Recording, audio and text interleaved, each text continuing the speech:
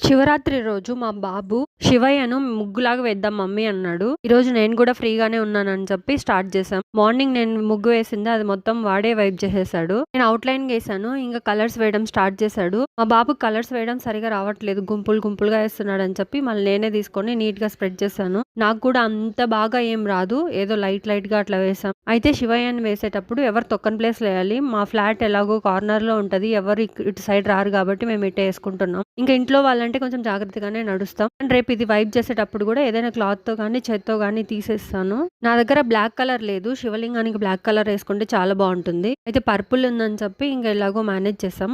శివరాత్రి రోజు పిల్లలతో ఇలా టైం స్పెండ్ చేస్తే చాలా బాగుంటుంది.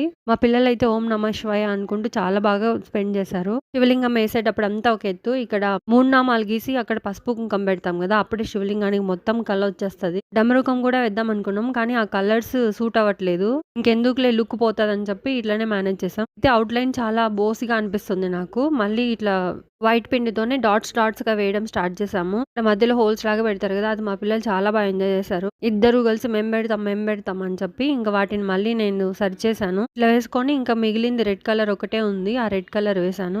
లుక్ అయితే చాలా బాగా వచ్చింది. మీకు కనుక శివలింగం రంగోలీ నచ్చితే లైక్ చేసి సబ్స్క్రైబ్ చేసుకొని వెళ్ళండి. Thank you so much for watching. Shivaratri రోజు మీరు కూడా ఇలా ట్రై చేయండి. శివయ్య ధ్యానంలో ఉండొచ్చు.